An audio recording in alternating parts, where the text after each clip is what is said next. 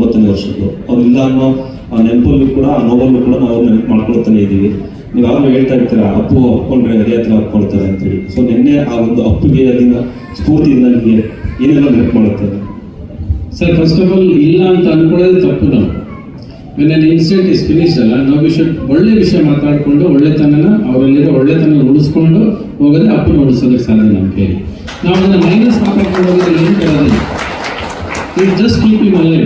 ಒಳ್ಳೆ ದಿನ ಬೆಳಗ್ಗೆ ಏನು ಮಾತಾಡ್ತೀವಿ ಅಳೋದು ಆಗೋಯ್ತು. ಇವಾಗ ಅದೊಂದು ಪಾರ್ಟ್ ಮುಗೀತು ಒಂದು ಚಾಪ್ಟರ್. ಇವು ನಾವು ಓನ್ಲಿ ಟಾಪ್ ಗುಡ್ ಕೊಟ್ಟಿವಿ. ಅಲ್ಲಿಂದ ಏನಾದ್ರು ಒಳ್ಳೆ ತಗೊಂಡೋಗೋಕ್ಕಾಗತ್ತಾ? ಅಲ್ಲಿಂದ ನಮ್ಮಲ್ಲಿ ಏನಾದ್ರು ಬದಲಾವಣೆ ಸಿಗುತ್ತಾ?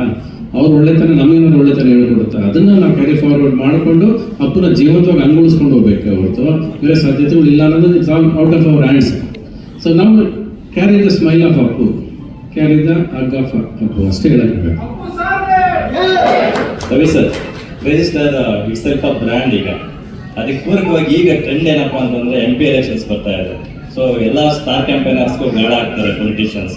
ಸೊ ಈ ಸಲ MP ಎಲೆಕ್ಷನ್ಸ್ಗೆ ರವಿ ಸರ್ ಏನಾದ್ರು ಯಾರಿಗಾದ್ರು ಕ್ಯಾಂಪೇನ್ ಹೋಗ್ತಾರಾ ಅಂತಕ್ಕಂಥದ್ದು ಗೊತ್ತಿಲ್ಲಪ್ಪ. ನನ್ನ ಯೂಶಲ್ ಯಾರು ಕರೆಯೋದಿಲ್ಲ.